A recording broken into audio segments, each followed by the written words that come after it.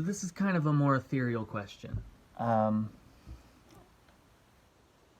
what is the moral high ground? What is the moral high ground? What do I mean by that? It seems to me, from observation, that every person, especially now that we have internet access and the ability to kind of broadcast our thoughts, feelings, and emotions without any real reciprocation, uh, that we have, that every single person has an issue, that a hill to die on, essentially. Something that they're willing to fight to the death over, that they're willing to crusade over, that they are willing to um,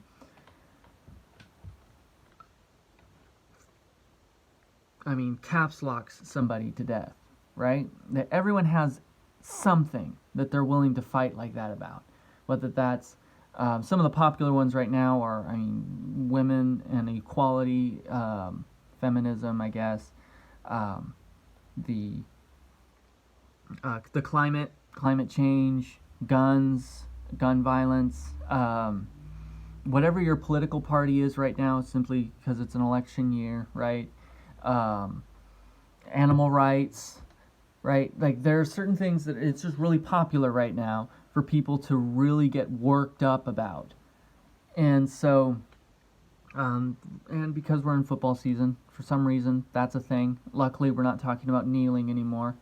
That it's just, it seems like everyone's got a hill to die on.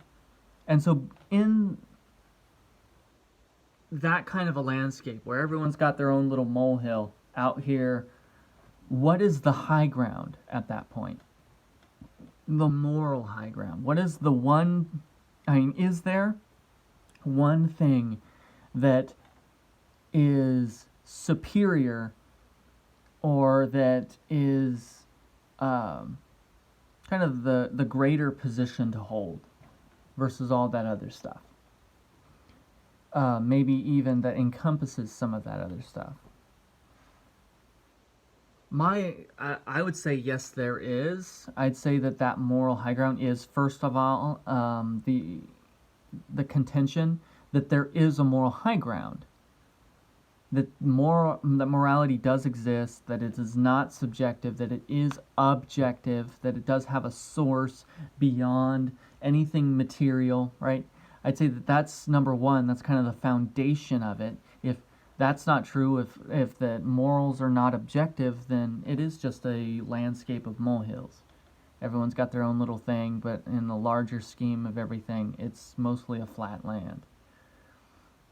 But that there is an objective morality, is what I would say. And then the second thing is that because there's an objective, that objective is not you. It's not you. And because it's not you, meaning that your hill is not the center of it all, that animal rights, just as kind of a case study, animal rights are really not all that important. They are not unimportant. There is some things to it that are significant. We don't want to treat animals with cruelty. We do want to ensure that we limit suffering and that we promote well-being. Like, we do want to do those things, but it's not the end-all be-all. Like, if you take a turkey out of a Tyson turkey barn and you release it out in the wild, it's not going to go well for it. If you take all the cattle off all the beef ranches and all the dairy farms and you release those out into the wild, it's not going to go well for them either. So, like, I think that there are more important things than that. And most importantly, human beings. Human beings are more important than animals are. Their well-being, limiting human suffering, is more important than animals are. So that means that I'd say that anything involving human suffering, or any molehill or moral issue involving human suffering and human thriving, is more important than those of animals. So that means women's rights and the discussion on the morality of homosexuality, and that the discussion on kind of the trans community, like all those things, those are more important than animals are. And they're more important than weather systems are. And they're more important than that. Not that those other things are unimportant, just that these things are more important. And they require more energy than those other things do.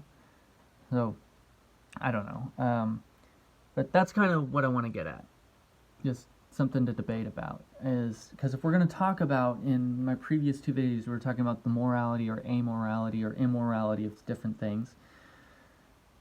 If we're going to discuss morality of specific things, at some point we need to get to the point of the morality of just in general, where the objective and the subjective and how those things interact with one another, how they interlock, whether they can coexist or can coexist. Like, we need to get to that kind of that fundamental basis of morality before we even really can go to any of these other kind of molehills.